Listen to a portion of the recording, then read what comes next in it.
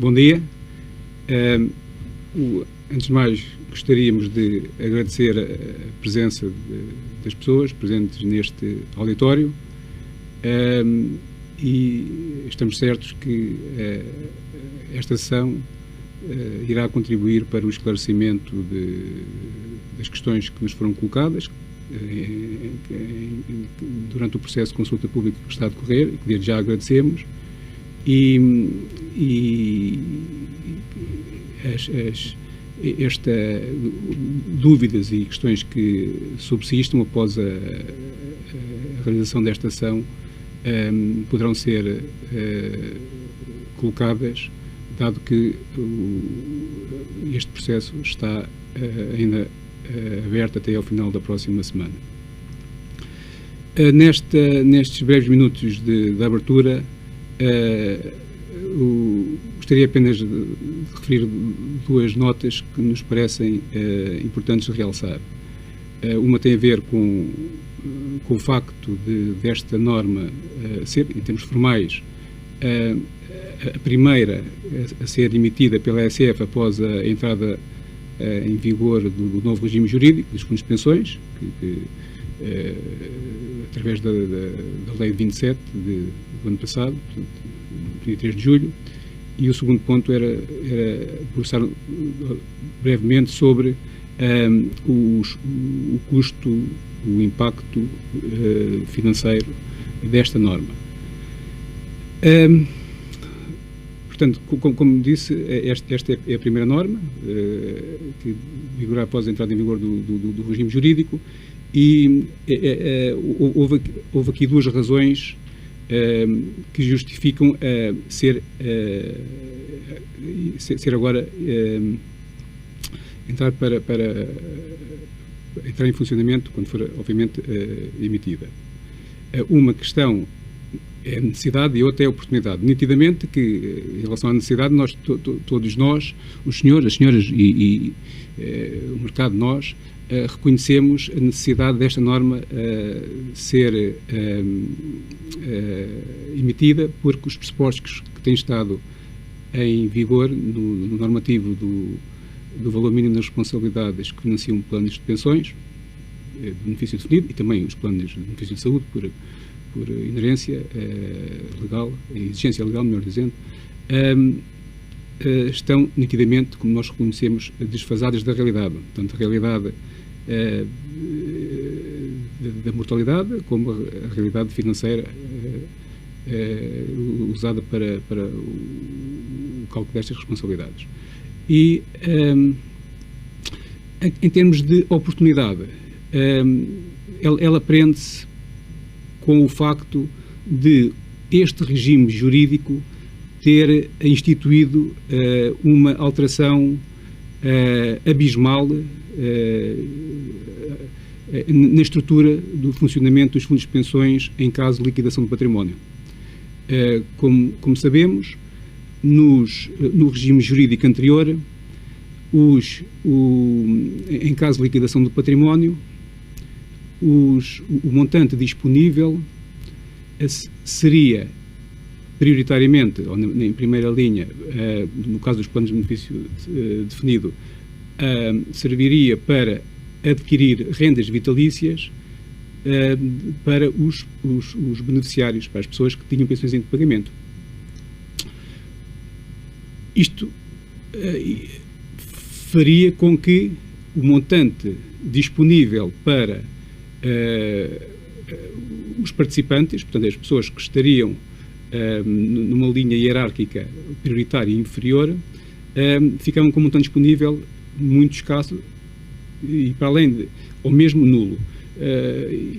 Isto porque, para dar apenas uma nota de um exemplo simples, suponhamos que havia uma pensão mensal em pagamento de 100 euros, e não gostaria de prender-me tanto assim ao rigor dos números, mas pelo menos sobretudo à grandeza e à ordem de valores.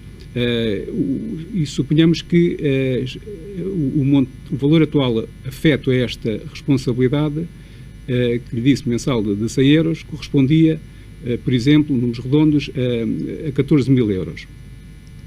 Em caso de liquidação, de acordo com o anterior regime, o montante que seria afeto a esta pessoa, seria afeto, isto é, que seria utilizado para adquirir uma renda, não seriam os 14 mil euros, seria o valor que a empresa de seguros cobraria para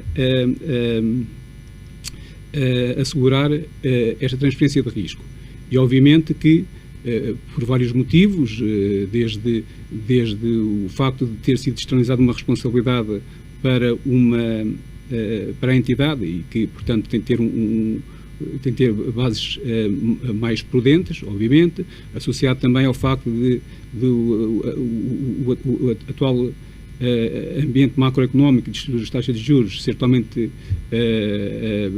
exigir taxas baixas, taxas técnicas baixas, associado ao facto do regime de solvência que as empresas de seguros que gerem rendas vitalícias estão se inserem, exigir também requisitos de capital adicionais. Portanto, não é exagerado assumir que números redondos, mais uma vez, eu peço desculpa pelo rigor nos números, aqui os números, o rigor não interessa tanto é, como disse, a dimensão dos valores, e suponhamos que para aquela pensão seriam necessários 20 mil euros. Portanto, a diferença entre os 14 mil euros e 20 mil euros seria necessariamente adviria do montante disponível para os participantes. Com o novo regime, o cenário é totalmente diferente.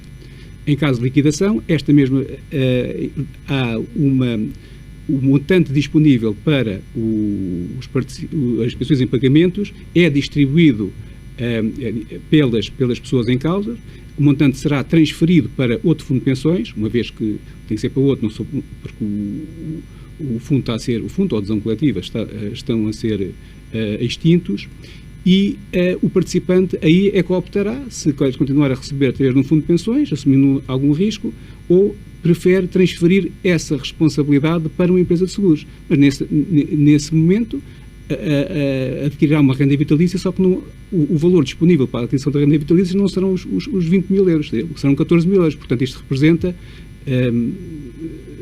14 em 20, portanto, 70% de uma diminuição da pensão. Qual é o benefício disto? É que os participantes ficarão com um montante disponível maior. Portanto, esta é que é a oportunidade que acabei de referir. Só com a mudança de regime, que já foi operado no ano passado, é possível assegurar que, em caso de extinção dos fundos de pensões, que todos nós, os senhores, nós queremos evitar, que nós queremos é que os fundos sejam bem financiados e que durem o mais tempo possível, mas temos de também estar preparado para o cenário mais adverso, que é a extinção de fundos.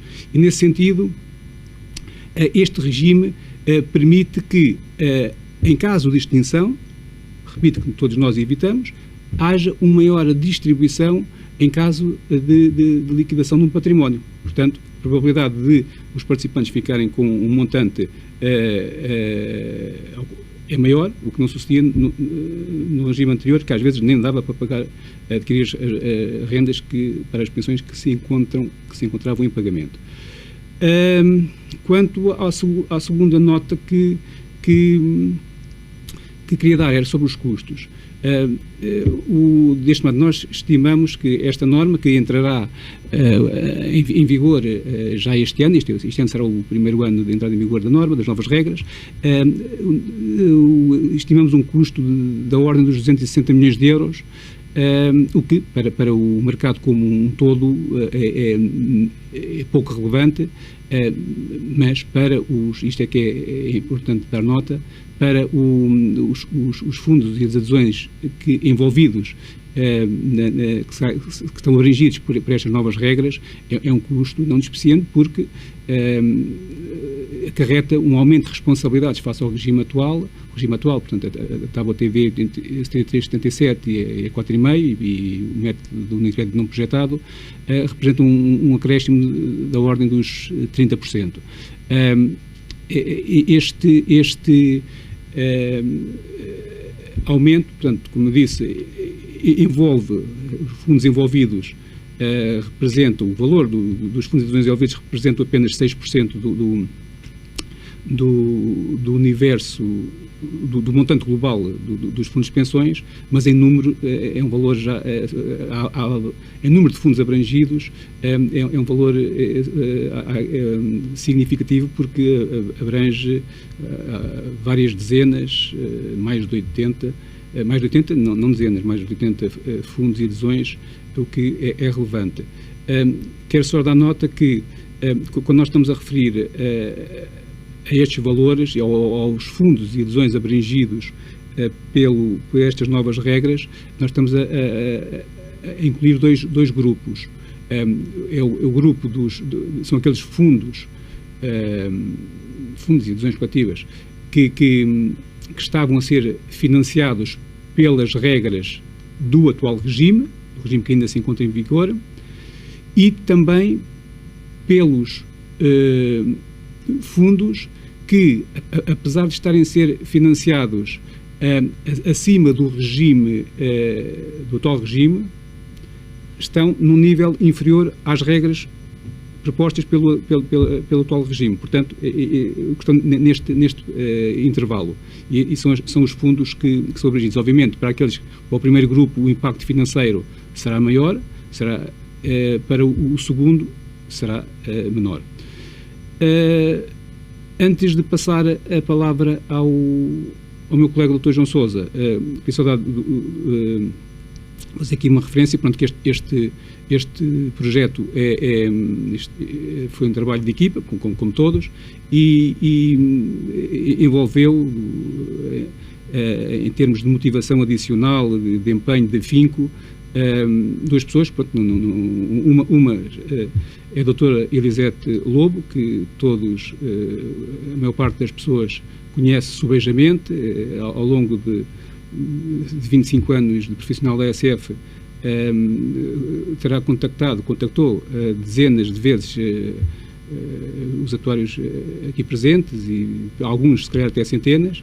Portanto, ela esteve presente desde a gênese deste projeto, até inclusivamente à apresentação que irá ser aqui efetuada, e, portanto, enquanto de férias e por motivos de força maior não pôde estar, e daí eu ir substituí-la na apresentação. E também queria dar uma nota quanto à intervenção do outro colega nosso, o Dr. Diogo Seixas, que, apesar de ser jurista, e, portanto, quando digo apesar, esta palavra, esta adversativa, não significa que não tenha o mesmo qualidade e capacidade para perceber estas matérias. Não, ele trouxe, perante a sua motivação, perante o seu gosto, o seu espírito crítico, tentou entrar nos meandros destes temas, que envolve muitos jargões, um tema tecnicamente específico, e procurou tornar o projeto mais interpretável, mais perceptível, e que, de facto, mantendo sempre o rigor da redação e do texto, o que, portanto, melhora a qualidade de quem, a partir de agora, irá trabalhar nestas matérias. E pronto, e sem mais nada, passaria a palavra ao Dr. João Sousa.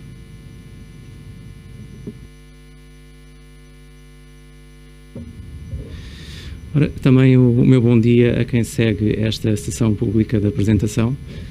Como foi referido, o meu nome é João Sousa, pertenço ao Departamento de Supervisão Prudencial de Fundos de Pensões. Passando concretamente à apresentação, esta está estruturada da forma que poderão já estar a visualizar. Primeiro faremos um breve enquadramento legal do projeto de norma naquele que é o regime jurídico dos fundos de pensões. Depois entraremos mais em concreto naquele que é o conteúdo do projeto de norma regulamentar. Aqui teremos 3 subsecções, assim lhe podemos chamar, embora não estejam aqui identificadas. Numa primeira parte salientaremos as soluções que permanecem face à norma que ainda está vigente. Depois destacaremos aquelas que são algumas clarificações que, como é natural nestas alturas, se aproveitam para realizar. Portanto, são matérias que, embora não estejam na letra da norma vigente, se acabaram por tornar a prática consensual, e depois marcadamente aquelas que se constituem como alterações face ao regime ainda em vigor. Em relação a estas alterações, teremos ainda a oportunidade, num terceiro ponto, para destacar as mais relevantes, naturalmente os pressupostos relativos à mortalidade e às taxas de desconto, e aproveitaremos para falar um pouco sobre as opções que foram tomadas para esse efeito. A sessão não ficará concluída sem antes termos a oportunidade de responder a algumas perguntas que os interessados nesta sessão pública nos fizeram oportunamente chegar. Portanto, entrando no enquadramento legal, destacamos aqui duas que são das principais funções que estão cometidas aos atuários responsáveis no regime jurídico dos fundos de pensões, enquanto estrutura de governação desses fundos, e que são o de certificar o cálculo do valor das responsabilidades, naturalmente de acordo com os princípios que estão descritos no artigo 58º do regime jurídico. Estes são princípios, alguns deles gerais, de prudência, para poder ali absorver algumas evoluções desfavoráveis.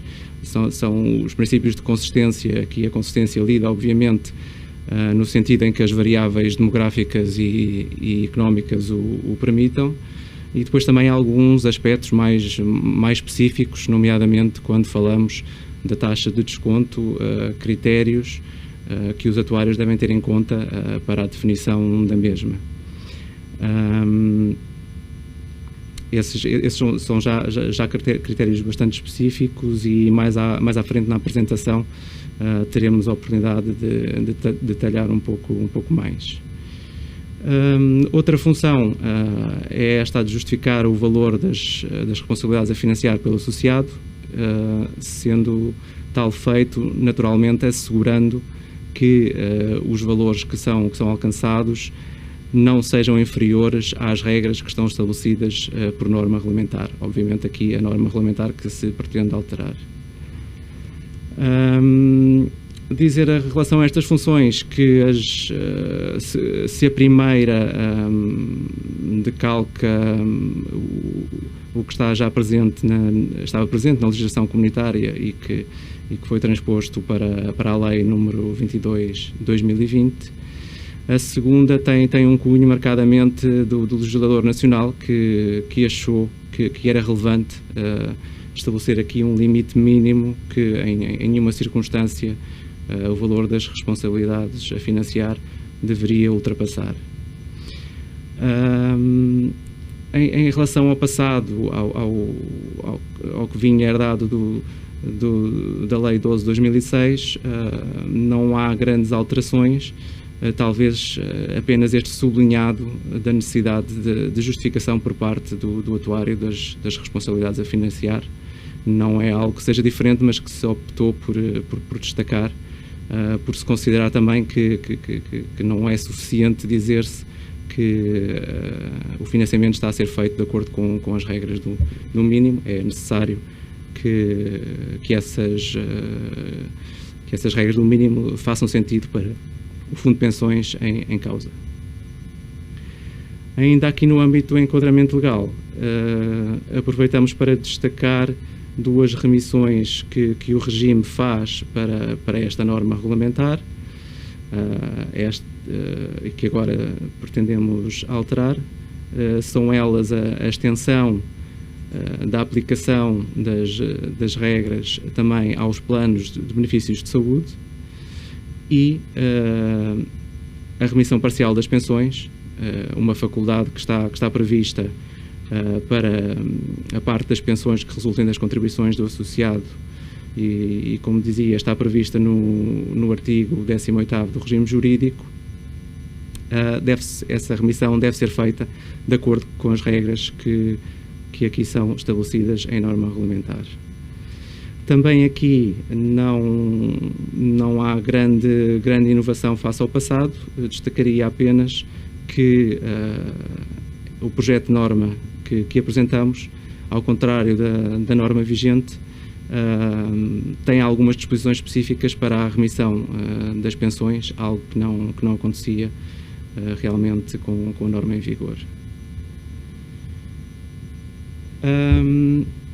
Ainda um pouco nesta parte regulamentar, começar por dizer que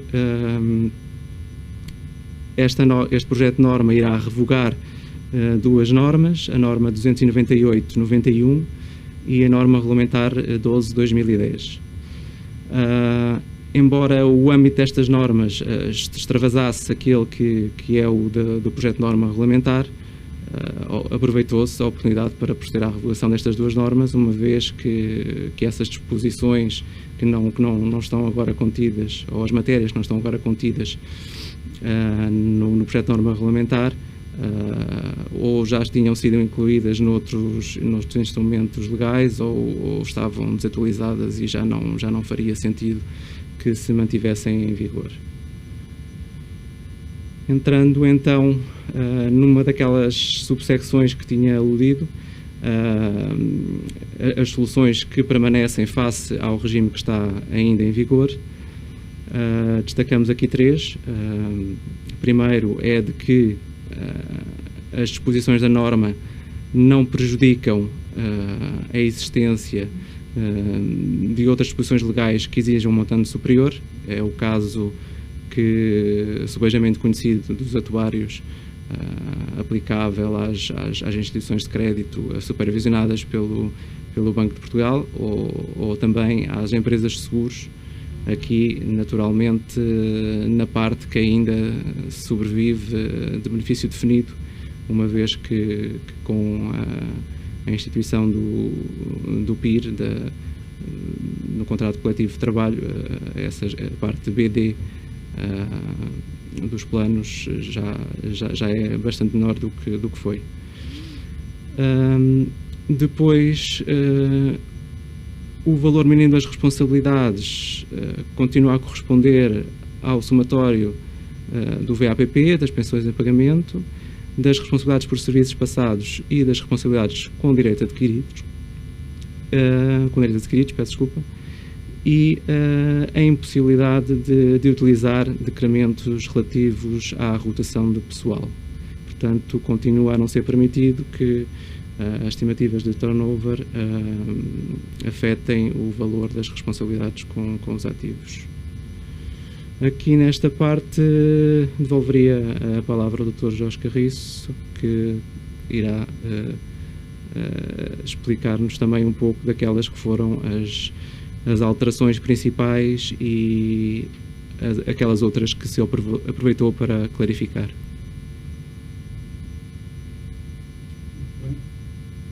Muito bem.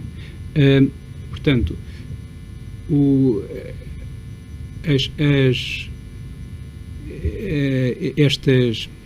trata-se de 7 clarificações, esclarecimentos cuja apresentação, no fundo, segue a ordem que consta do projeto de norma. E o primeiro tem a ver com decrementos de invalidez. E, como acabou de ser referido há instantes, não podem ser utilizados decrementos de rotação, de turnover, porque isso é considerado algo imprudente, porque faz reduzir o valor das responsabilidades, e também por esse motivo é que foram estabelecidas aqui regras concretas sobre o decremento da invalidez. A este propósito, portanto, isto resulta, todos este e os demais 6, resultam, no fundo, de consensos, de boas práticas, da articulação, das interações entre o mercado, os atuários, as entidades gestoras e a ASF enquanto supervisor, entidade supervisor de fundos de pensões. No decreto de invalidez está estabelecido que pode ser utilizado, digo documento de invalidez, para o cálculo de benefícios diferentes do benefício de invalidez. Leia-se aqui para o cálculo do benefício de velhice, que é o que se utiliza na maior parte das vezes. Aqui, esta disposição refere-se sobretudo ao cálculo do benefício das responsabilidades passados com o benefício de velhice.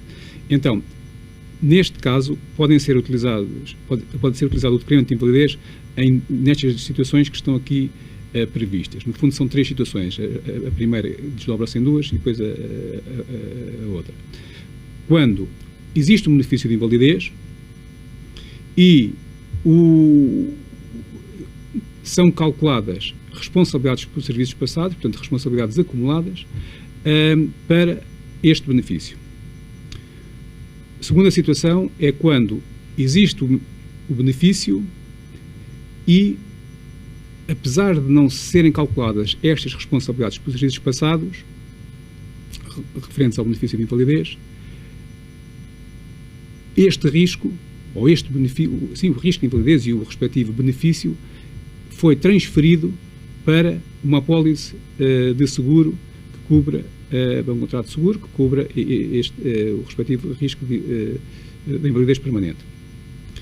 Há ainda uma terceira situação, que é a última que está aqui identificada, que refere-se aos casos em que o plano não prevê o benefício, ao contrário dos outros 2, mas está previsto, está estabelecido que, caso um participante, um trabalhador no período ativo, e tenha a infelicidade de incorrer numa situação de invalidez permanente, o plano não irá conceder qualquer benefício a essa pessoa, a esse trabalhador inválido, quando chegar à idade de reforma por velhice. Portanto, nesta situação, poderá ser utilizado o decremento de invalidez para o cálculo do benefício de velhice. Nas outras duas,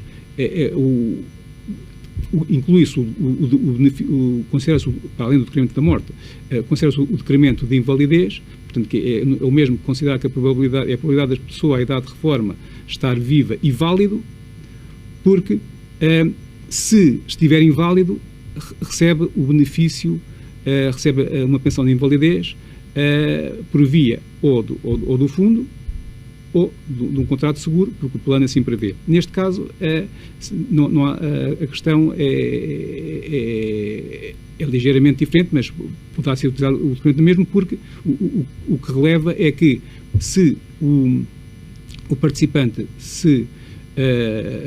fica inválido, sai do plano de pensões e já não volta a entrar. Portanto, pode-se utilizar o decremento de invalidez.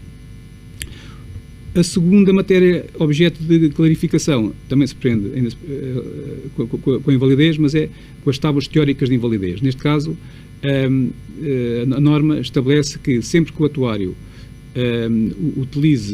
adote uma tábua de invalidez, esta deva ser fundamentada, tendo em conta a experiência em matéria de invalidez, claro, portanto, a realidade, os dados empíricos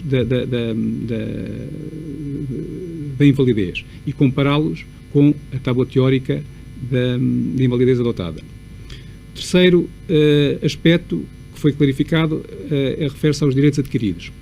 Portanto, quando um plano de pensões prevê a atribuição de direitos adquiridos, o atuário, e quando, portanto, no decurso da avaliação atuarial, os participantes abrangidos pelo plano de direitos adquiridos ainda não se verificaram todas as condições previstas, e quando digo todas as condições, no fundo, é porque ainda estão no ativo.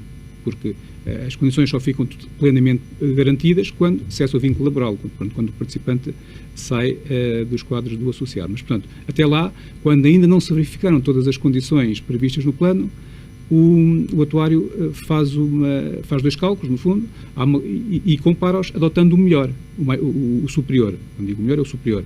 Portanto, a responsabilidade com os direitos adquiridos e as responsabilidades por serviços passados. Perguntar-se-á se há casos em que as responsabilidades com direitos adquiridos excedem o valor das responsabilidades por serviços passados. É raro isto acontecer, mas por prudência e porque a norma é feita também, não é só para os casos existentes, mas para o futuro, portanto, nada impede que um plano estipule ou preveja esta possibilidade e, portanto, por uma questão de salvaguarda dos direitos, faz a comparação e escolhe-se o valor superior. Como disse, se já tiverem sido verificadas as condições previstas no plano, aí é apenas aplicar o que está previsto e calcula-se o benefício e, portanto, são considerados ex-participantes com direitos adquiridos. Outro aspecto que mereceu a necessidade de clarificação refere-se aos benefícios de invalidez e sobrevivência imediata. Portanto, no fundo, é a sobrevivência que está adstrita a participantes que faleceram durante o período de vida ativa. Nestes casos, é admissível que o financiamento destes benefícios seja não mediante as responsabilidades por serviços passados, mas sim através de prémios únicos sucessivos. Isto se tiver havido, se houve a transferência de riscos, dos correspondentes riscos associados a estes benefícios. Portanto, se no caso da invalidez, se houve a transferência, se existe uma apólice que assegura o risco de invalidez permanente, no caso da sobrevivência imediata, se existir uma apólice que garante o risco de morte. Só uma nota que, portanto, e a título de conclusão deste ponto e de articulação com o ponto anterior, o primeiro ponto que foi há pouco referido, se houver apólices de seguro que cubram estes riscos, de invalidez, por exemplo, é permitido o financiamento através do método dos prémios únicos sucessivos e, nesse caso, para o cálculo das responsabilidades afetas a este benefício, é possível utilizar o decremento de invalidez quando se está a calcular a responsabilidade por serviços passados do benefício de velhice. Ainda quando existem contratos de seguro, mas neste caso, que é o ponto 5, contrato de seguro de rendas imediatas. E as rendas imediatas, quer tenham uma natureza temporária, pronto, para cobrir o benefício de pré-reforma, ou uma natureza vitalícia, um pagamento de uma pensão de velhice, ou até inclusivamente, por exemplo, quando as atualizações são asseguradas através da pólice de seguro. Portanto, quando está estipulado que o pagamento das pensões, repito, sejam elas de qualquer benefício de natureza temporário ou vitalícia, são assegurados através de um contrato de renda, o respectivo valor da responsabilidade dos serviços passados, ou no caso, se aplicável, dos direitos adquiridos, deve ter em conta 2 períodos, até à idade em que ocorre o benefício, até em que é concedido o benefício, e nesse caso adotam-se os pressupostos previstos na norma que está em discussão, portanto, em termos de tábua de mortalidade e de taxa de juro, e para o período imediatamente a seguir, portanto, a partir do momento em que é concedido o benefício, portanto, no período pós-reforma, aí utilizam-se as bases técnicas da apólice, designadamente a tábua de mortalidade e a taxa de desconto, previstas na tarifa. O sexto ponto que mereceu a nossa necessidade de clarificação prende-se nos casos. Ela nota que algumas destas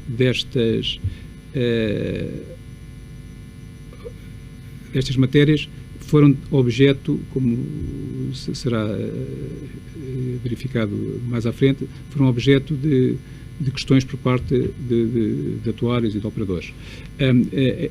Neste ponto também houve, no que se refere nomeadamente a este segundo ponto identificado, que é a falta de prova de vida.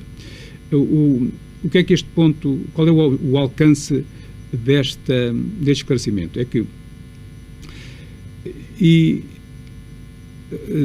notemos que estão aqui identificadas duas situações, mas elas não são exclusivas. Portanto, a lista pode ser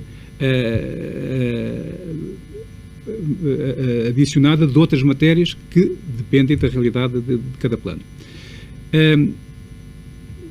Por exemplo, no caso da falta de prova de vida, e assim vou ao caso concreto para se perceber o alcance. Por vezes existirá uma prática de que quando não foi feita a prova de vida, para além de ser suspenso o compromisso, neste caso o compromisso é o pagamento da pensão, o que é normal, porque não há verificação da prova de vida, portanto cancela-se, suspende-se o compromisso. Mas, como eu estava a referir, pode existir, ou é questionável, se também se retira esta pessoa da base de dados para efeitos da avaliação. O que este é o alcance da observação, do esclarecimento. Não é a suspensão do compromisso não significa, não é condição suficiente para entender que o direito ao recebimento do compromisso se extinguiu. Porque, a qualquer momento, no caso da prova de vida, pode ser realizada a mesma e, portanto, ela depois há retoma, volta a ser considerado o valor da responsabilidade anteriormente diminuída e, para além de serem pagos, os respectivos retroativos. E, portanto, antes de retirar o beneficiário da base de dados, é necessário que se verifique, que seja confirmado que o direito ao recebimento da pensão está extinto. São nessas situações. O mesmo se passa com o caso, o primeiro exemplo aqui identificado, quando há uma interrupção de tempo de serviço ao abrigo do associado. Isto ocorre frequentemente nos casos de trabalhadores que fazem parte do quadro de empresas multinacionais, em que pode haver transferência para outras empresas que têm outros planos. Portanto, a pessoa, durante o período em que foi transferido, não tem direito ao serviço prestado no plano nacional, né, no plano da origem, porque está abrangido pelo plano de destino. Mas isto não significa que possa ser retirado, porque a qualquer momento a pessoa pode retomar ao plano inicial e, portanto, há responsabilidades por serviços futuros que devem ser financiadas e, por uma questão de prudência, não podem ser retiradas da base de dados. Mas, como disse, isto são apenas dois exemplos, pode haver outros, porque o princípio é sempre o mesmo. Uma suspensão do compromisso não significa a verificação de facto, da perda de direitos. Por último,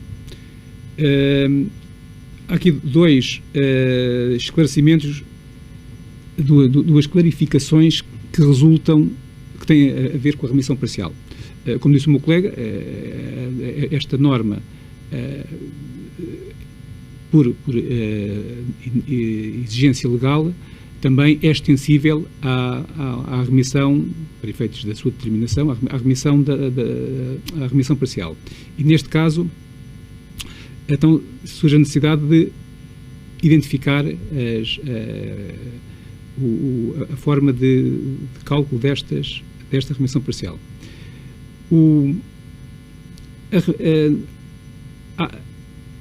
Há casos em que as pensões são asseguradas por apólices de seguro, por rendas vitalícias imediatas. Então colocava-se a questão, havendo uma remissão, havendo direito à remissão parcial, a 1/3 do valor atual da pensão em pagamento, que iniciará o seu pagamento, como se determina? Então, a norma é clara nesse aspecto.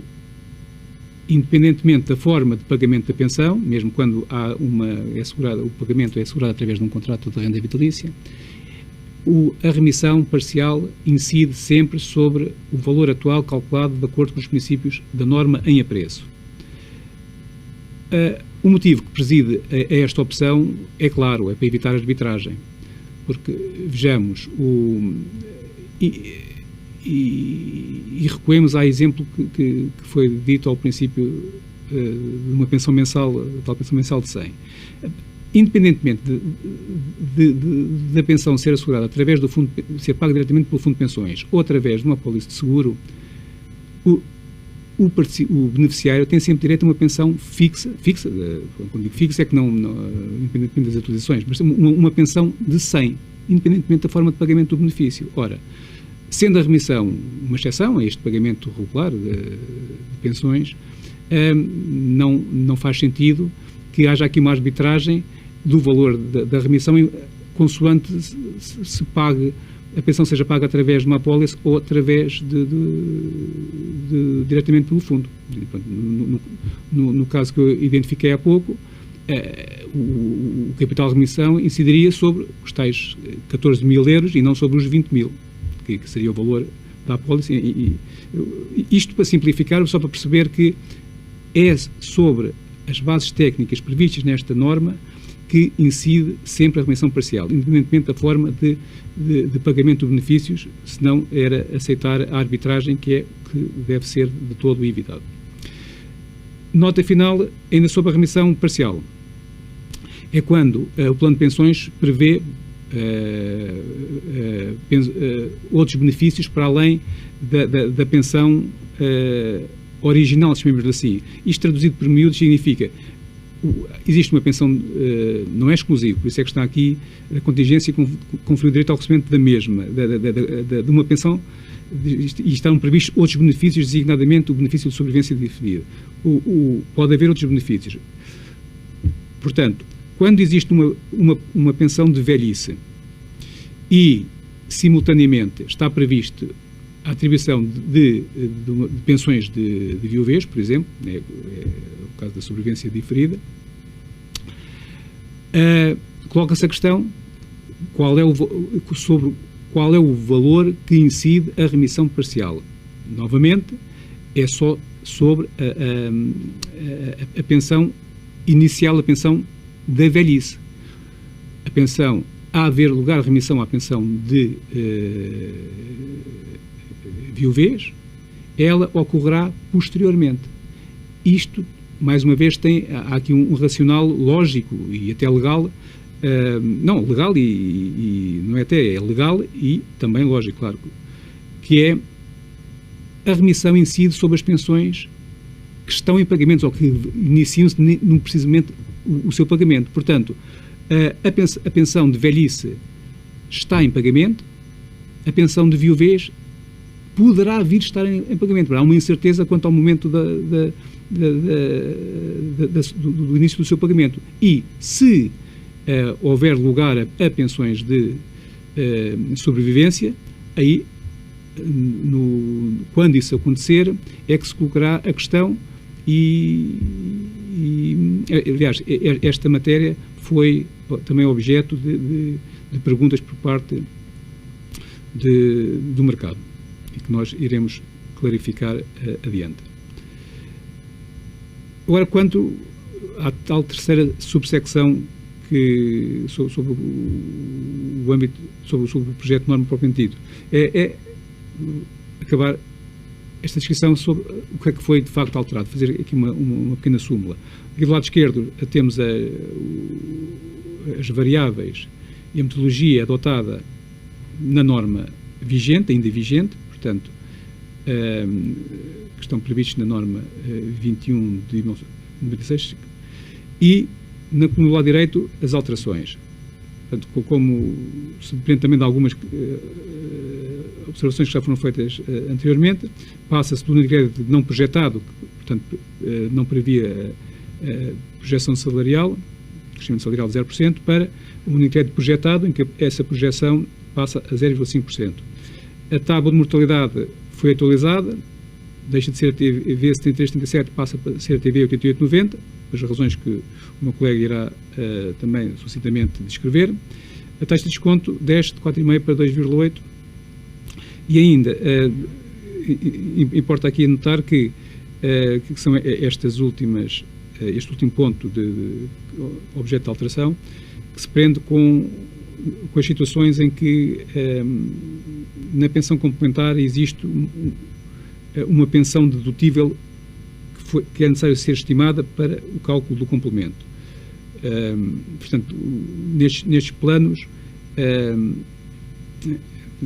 temos um aditivo, temos um subtrativo, e o subtrativo, que é a pensão dedutível, que pode ser a pensão social ou outra, é necessário estimar. E o que estava previsto havia aqui duas taxas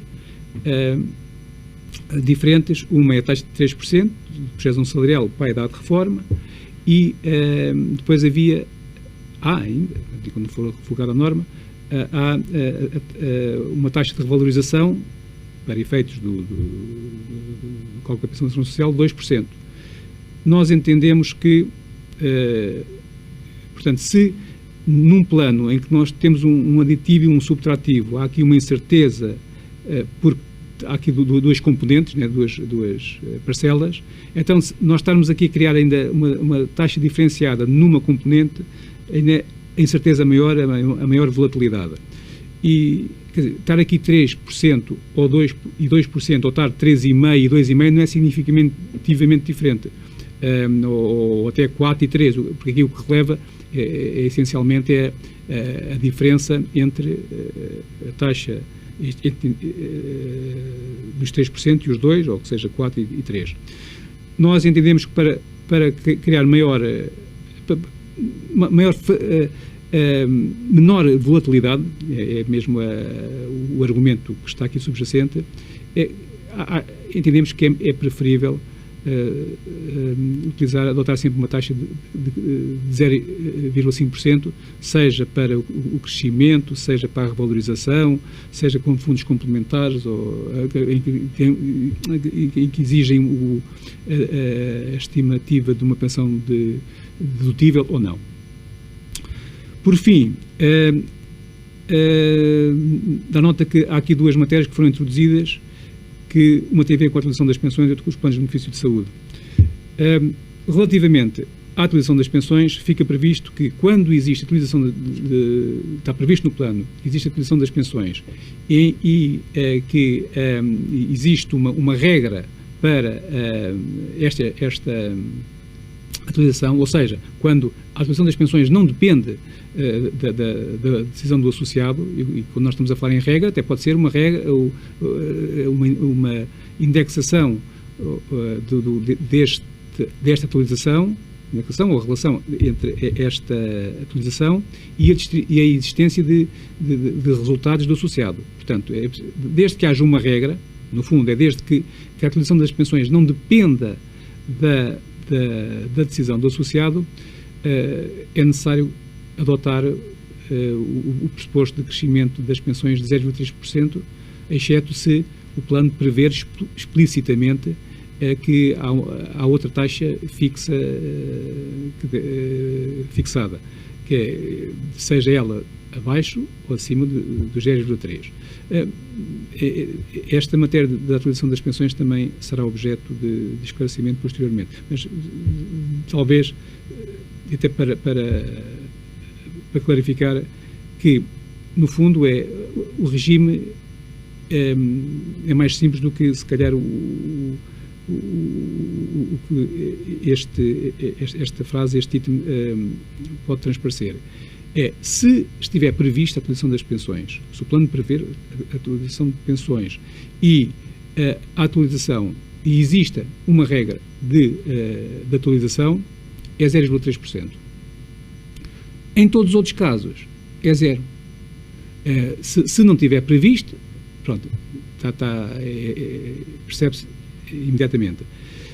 Nos casos em que está prevista, mas não existe a tal regra, isto é, em que dependa da decisão dos associados, os senhores sabem tão bem como nós, são aqueles casos em que o plano prevê, estipula que pode haver atualização das pensões por decisão do associado, em que o associado efetuará as contribuições extraordinárias sempre que tal ocorrer. Portanto, nesse caso, a exigência é 0%, mas nada obriga a que o atuário, face à realidade e se considera mais adequado, utilizar outra taxa. Sobre os planos de benefício de saúde, só referir que, portanto, os planos de benefício de saúde, as responsabilidades destes planos são calculadas e financiadas autonomamente, face aos planos de pensões, mas que o cálculo é efetuado sempre que possível, utilizando as regras usadas para os planos de pensões. A mesma tábua de mortalidade, a mesma taxa de desconto, tudo isso. Nos planos de pensões está, como vimos há pouco, previsto o crescimento salarial anual de 0,5%. Aqui não há crescimento salarial, mas tem de se estimar o crescimento das despesas de saúde e que, por analogia, adota-se o mesmo pressuposto de 0,5%. Exatamente. E agora devolveria a palavra ao meu colega, que encerrará esta apresentação. Ora, então, um último ponto antes de passarmos às respostas que nos foram oportunamente enviadas pelos operadores, gostaríamos apenas de dar destaque aqui as duas principais alterações, não fossem estes pressupostos fundamentais para o apuramento das responsabilidades. Estamos a falar do pressuposto de mortalidade e também da taxa de desconto. Em relação à tábua de mortalidade, como já foi referido, optou-se pela TV 8890, que tem a vantagem de ser uma tábua já amplamente utilizada pelos atuários e reflete de forma bastante satisfatória aquele que é o perfil de longevidade da população portuguesa.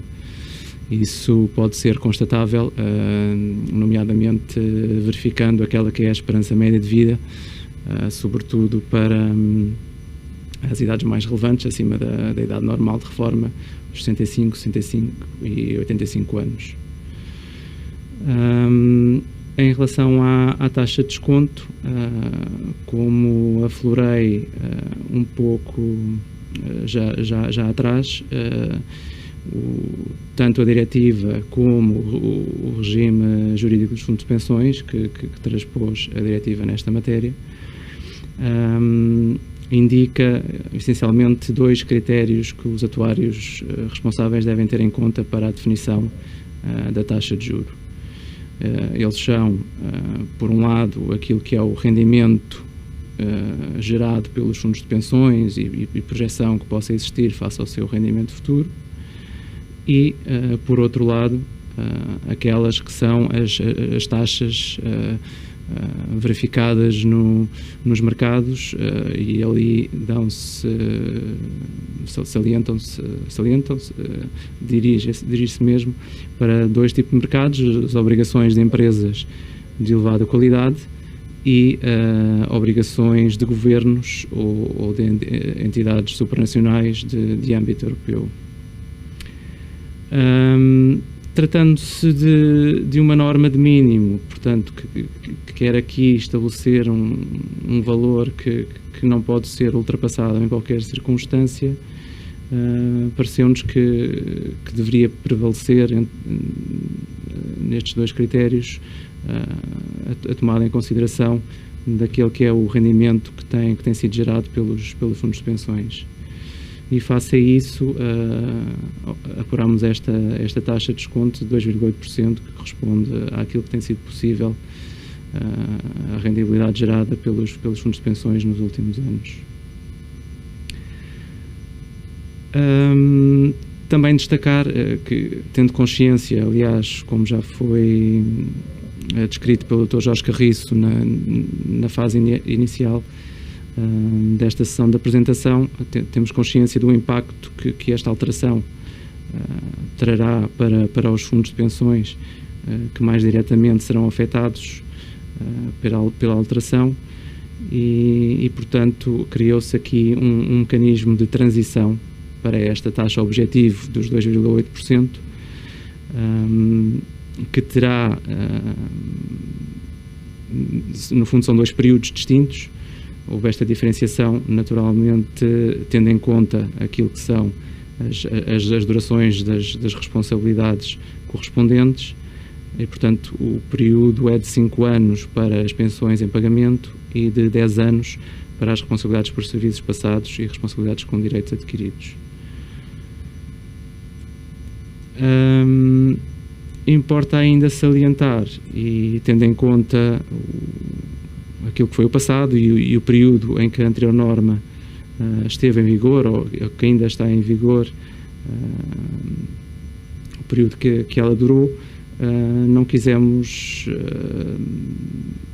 deixar, ou melhor, quisemos passar esta mensagem aos operadores, que é a intenção da ASF proceder a reavaliações periódicas dos pressupostos que constam da norma, e essa reavaliação terá uma periodicidade mínima de 5 anos. Naturalmente que no período de reavaliação serão tidas em conta aquelas que forem as variáveis económicas e dos mercados financeiros em cada data, sejam elas observadas diretamente ou de forma indireta, como é o caso utilizado nesta revisão, por via do impacto que essas variáveis naturalmente têm na rendibilidade gerada dos fundos de pensões. E pronto, em relação às matérias que queríamos abordar deste projeto de norma regulamentar, não há mais nada a dizer. Aproveitava para dizer que o projeto de norma regulamentar continua em consulta pública, vai estar até ao dia 10 de setembro, e, portanto, agradecemos o envio de comentários para o endereço que provavelmente estarão a visualizar: consultas públicas asf@asf.com.pt, e naturalmente que os comentários que possam ter poderão contribuir para alguma melhoria no texto final do projeto de norma. Ora então, como tínhamos solicitado aos interessados nesta sessão de apresentação, vamos dar resposta a perguntas que nos chegaram. Gostava aqui apenas de fazer uma nota prévia.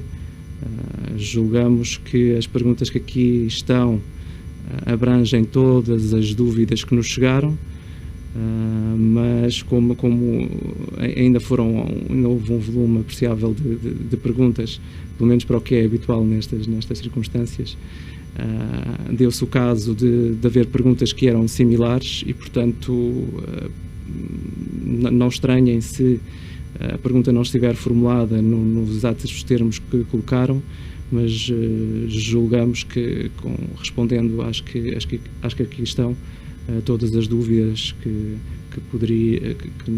nos foram enviadas estão esclarecidas. Ora, então, a primeira pergunta, relativamente às taxas de desconto a utilizar, diz o seguinte: é comum usar uma taxa de desconto que capta a duração média das responsabilidades prevista no plano de pensões? Como se deve proceder, tendo em conta o anexo à norma? Ora, neste período transitório de que falava há pouco, para o cenário de mínimo, têm que ser adotadas taxas de juros distintas, que são aquelas que constam do anexo à norma e, portanto, elas são diferenciadas consoante se trate de pensões em pagamento ou de responsabilidades por serviços passados.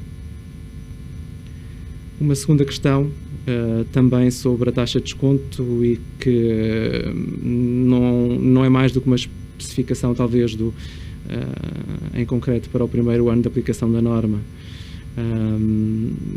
da questão anterior, e que diz o seguinte: confirma-se que a taxa de desconto a utilizar em cada ano é a consta das tabelas, ou seja, em 2021 utiliza-se de 4,2% para as responsabilidades com pensões em pagamento e 4,3% para as responsabilidades por serviços passados e direitos adquiridos. Sim, como tinha dito também anteriormente, as taxas são diferenciadas, até 2030 será assim, e para 2021 são as enunciadas aqui na pergunta, 4,2% e 4,3%. Outra pergunta, agora relativamente ao decremento de invalidez. Podendo ser utilizado o decremento de invalidez nas situações previstas na norma, de que forma é remetida à ASF a justificação referente à tábua de invalidez escolhida pelo atuário responsável? Esta justificação, assim como outras do mesmo género, devem ser incluídas no relatório atuarial que é reportado anualmente à ASF. Uma quarta pergunta, agora sobre a atualização das pensões. Nos casos em que a atualização das pensões seja feita por decisão do associado, não existindo uma regra no plano para a mesma, deve ser utilizada a taxa de crescimento das pensões de 0%, mesmo nos casos em que o associado tenha por hábito fazer atualizações. Ora, nesta situação, o atuário pode considerar a taxa de 0%, ou seja, não considerar a atualização de pensões, mas como creio que o Dr. Jorge Carriço atrás já destacou, o atuário não está impedido de considerar uma atualização, uma taxa de atualização superior a 0, quer dizer, se entender que é adequado face à experiência passada. Uma outra pergunta, também no âmbito da atualização das pensões.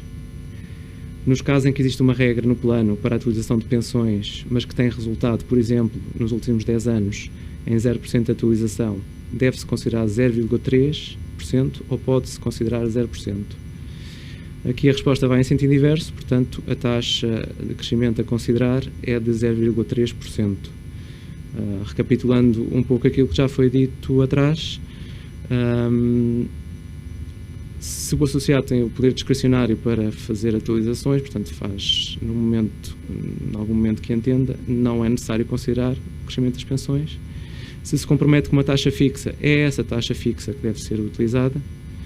Se depende de uma regra, que pode ser uma indexação ou qualquer outro tipo de regra, então o atuário deve considerar um crescimento de 0,3%. Sexta pergunta, aqui em relação ao cálculo da pensão da Segurança Social para os planos em que isso é relevante.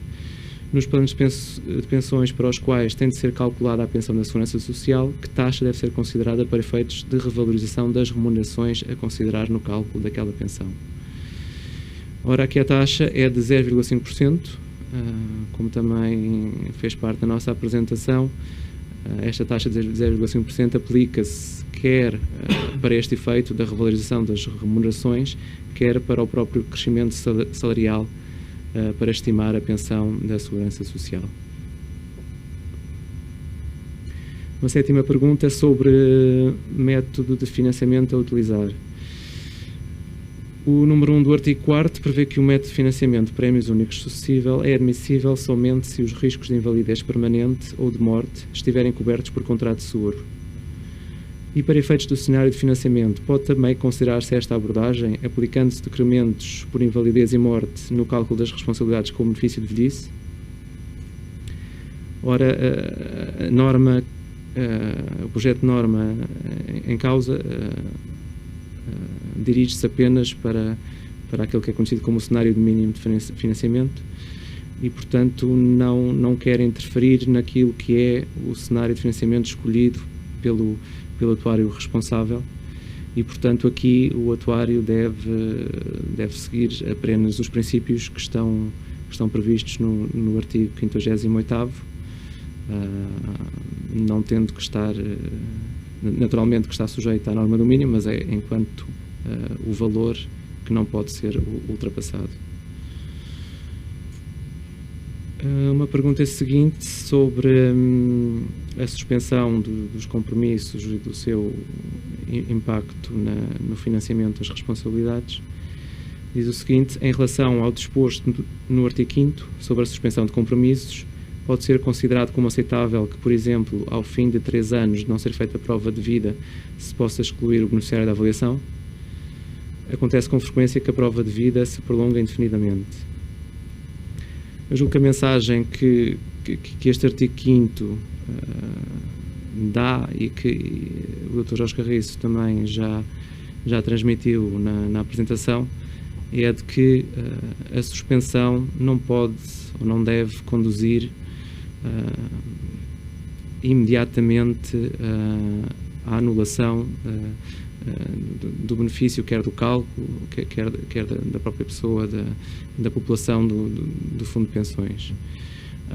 Aqui, mais do que discutir se os 3 anos são um período suficiente, são 3, são 4 ou 5 anos, o que queríamos salientar é isso, é que não é por existir a suspensão do pagamento, face a uma ausência de prova de vida, que imediatamente a pessoa deve deixar de ser considerada na população do Fundo de Pensões. Isto convém também ter presente o número 1 desse próprio artigo 5º, que prevê que o atuário responsável possa demonstrar que, entretanto, as responsabilidades se extinguiram. Portanto, o atuário pode, entretanto, ter conhecimento que, de facto, neste caso a prova de vida, se verificou o óbito e, portanto, não há necessidade de continuar a considerar essa pessoa para a avaliação atuarial, ou, num caso limite como é este que a questão coloca, esse óbito ser presumido, porque, de facto, já decorreu um tempo tão longo face à última prova de vida e à suspensão do pagamento, que é possível ter a certeza de que, de facto, não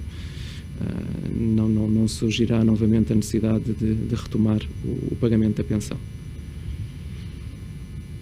Pergunta 9, esta sobre a remissão parcial. Tendo em conta o disposto no número 2 do artigo 6º, quando é feita a remissão parcial da pensão de velhice, não se realiza a remissão parcial da sobrevivência diferida. Desta forma, o beneficiário de sobrevivência diferida irá receber 100% da pensão a que tinha direito antes da remissão de pensão de velhice. A resposta é sim. Portanto, de acordo com o número 2 do artigo 6º, se o beneficiário da pensão de velhice solicitar a remissão parcial, apenas a parte relativa ao benefício de velhice é remida e, portanto, tal não pode ter impacto naquela que será ou naquilo que é o benefício de sobrevivência diferida que poderá existir no futuro. E, portanto, a remissão é feita apenas para o benefício de velhice.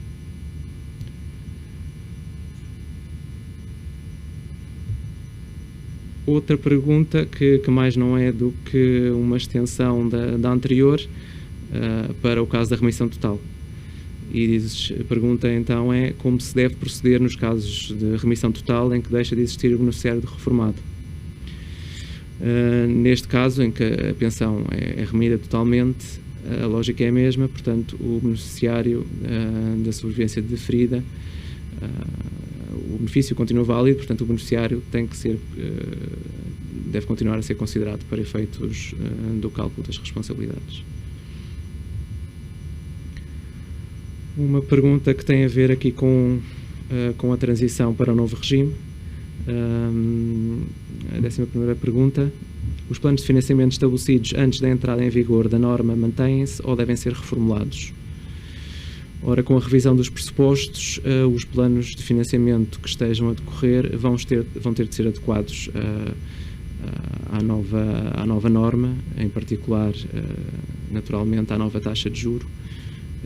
E, portanto, tem que ser reavaliada a insuficiência financeira e o plano de financiamento ser ajustado em consonância. Creio que é a última pergunta. A norma 2196 de 5 de dezembro ficará revogada com a entrada em vigor da norma? Sim, esta norma veio alterar a norma 298/91 e portanto, considera-se tacitamente, não está expressamente revogada, mas está tacitamente, porque mais não fazia do que alterar a 298/91, sendo a norma originária revogada, esta também será. E pronto, muito obrigado aos interessados nesta sessão de apresentação e que acompanharam. Eu irei agora endereçar a palavra ao Dr. Hugo Borginho, diretor do Departamento de Análise de Riscos e Solvência, que concluirá esta sessão. Muito obrigado, Dr. João, Dr. Jorge, e boa tarde a todos. Cabe-me então proceder aqui ao encerramento desta sessão e antes de mais gostaria de agradecer, em nome da ASF, a vossa participação e o vosso interesse nesta sessão pública de apresentação deste projeto de norma regulamentar relativamente ao cálculo do valor mínimo das responsabilidades decorrentes de planos de benefício definido e também de planos de benefícios de saúde que são financiados por fundos de pensões. Esperamos assim que esta apresentação tenha sido útil para todos, para uma melhor compreensão das principais alterações que estão previstas e que irá introduzir também ao regime que está atualmente em vigor, bem como para esclarecer algumas das questões que já foram identificadas e que aproveito para agradecer terem sido enviadas para a ASF nesta fase e que naturalmente não prejudicam o envio de novas questões até ao término deste procedimento de consulta que está em vigor até 10 de setembro. Portanto, na vertente da supervisão prudencial, naturalmente o adequado cálculo e financiamento das responsabilidades dos planos de benefício definido é fundamental para assegurar o cumprimento dos compromissos que são assumidos e que estão estipulados nos planos de pensões e também para um apropriado grau de proteção dos interesses dos participantes e dos beneficiários. E isto tem que ser visto não só numa lógica de curto prazo, mas também de longo prazo, tal como, aliás, é a natureza deste tipo de veículos. E nesta matéria, a Diretiva IARP2, a Diretiva Europeia, estabeleceu um regime de harmonização mínima a nível europeu. Não obstante, confere flexibilidade aos Estados-membros para estabelecer regras de avaliação das responsabilidades, desde que respeitados alguns dos princípios gerais que estão assentes numa escolha prudente dos métodos e dos pressupostos de cálculo e também que incorporem uma margem razoável para variações desfavoráveis. Portanto, no panorama europeu, o regime de solvência que é aplicável às IORPs, ou às instituições de realização de planos de pensões profissionais, que em Portugal correspondem aos fundos de pensões profissionais, este regime de solvência apresenta de facto diferenças entre os Estados-membros, refletindo a diversidade dos regimes nacionais de pensões, em termos de organização, em termos de mecanismos de partilha de riscos e também das obrigações legais das várias partes intervenientes. Recai assim sobre o legislador nacional ou sobre as autoridades nacionais competentes a responsabilidade de complementar as regras aplicáveis ao cálculo e ao financiamento das responsabilidades, de modo a assegurar o cumprimento dos objetivos que estão preconizados nesta diretiva, tendo em conta, naturalmente, as especificidades nacionais. Portanto, e os princípios gerais, também já foi referido, que estão estabelecidos na Diretiva IORP 2, estão vertidos e incorporados no regime jurídico nacional sobre a constituição e funcionamento dos fundos de pensões e das entidades todas de fundos de pensões, aprovado pela Lei 27/2020, de 23 de julho. Encontrando-se previsto, tal como também já acontecia no regime anterior, ou melhor, no regime atual, um nível mínimo de responsabilidades a determinar com base nas regras estabelecidas por norma regulamentar da ASF. E, portanto, neste cálculo, neste contexto, a revisão da norma regulamentar que agora apresentamos tem como principal objetivo atualizar as regras de cálculo estabelecidas pela ASF, procurando assim tornar os pressupostos económicos e atuariais mais consistentes com a realidade financeira e demográfica, designadamente com a atual conjuntura de muito baixas taxas de juros, bem como também com o perfil geral de mortalidade da população de participantes e beneficiários de fundos de pensões. Numa perspectiva de continuidade e de modo a assegurar a manutenção do alinhamento com entre os pressupostos estabelecidos e as condições financeiras e demográficas, e aliás, como já foi bastante bem explanado pelos meus colegas, a ASF irá monitorizar de forma regular, pelo menos a cada 5 anos, a adequação destes pressupostos e com vista também a proceder à sua revisão quando tal se considerar justificado. Portanto, e sem prejuízo da definição do nível mínimo de prudência através desta norma regulamentar, não é demais salientar também que, no contexto do cenário que é utilizado efetivamente para o financiamento dos planos de pensões, as entidades gestoras podem e devem avaliar a utilização de métodos e pressupostos de cálculo que se revelem mais adequados às características específicas do plano ou do fundo de pensões, bem como da população de participantes e beneficiários subjacente, tendo em conta também as condições económicas prevalecentes em cada momento. Isto, naturalmente, sem prejuízo da necessária estabilidade dos métodos e pressupostos ao longo do tempo, de modo, então, a tornar esta avaliação o mais realista e consistente possível com a informação económica. Sublinhar ainda que o maior alinhamento entre a avaliação dos ativos e das responsabilidades dos planos de pensões contribui assim para uma maior transparência sobre o real custo efetivo das promessas que são feitas sobre as pensões futuras, bem como também para um reconhecimento mais adequado das técnicas de gestão ativo-passivo e dos riscos subjacentes que são assumidos na gestão dos fundos de pensões. Em conclusão, consideramos assim que esta revisão da norma regulamentar é um passo muito importante para elevar o nível de proteção dos interesses dos participantes e beneficiários dos planos de benefício definido. E, de facto, um regime prudencial mais robusto é uma condição essencial para incrementar a confiança nos regimes privados de pensões e promover também o seu crescimento, num contexto em que é cada vez mais premente reforçar o papel deste tipo de regimes complementares, sem prejuízo, naturalmente, do papel principal que é assumido pelo sistema público de pensões. Por último, e como já referi, mas volto a frisar, este projeto de norma regulamentar encontra-se ainda em consulta pública, portanto até ao próximo dia 10 de setembro, e portanto agradecemos o envio dos vossos comentários até essa data, por escrito, utilizando então o endereço de correio eletrónico consultaspublicas@asf.com.pt. Portanto, mais uma vez, em nome da ASF e dos colegas que participaram nesta sessão pública de apresentação deste projeto de norma regulamentar, gostaria mais uma vez de agradecer a todos a vossa participação e atenção nesta sessão. Muito obrigado.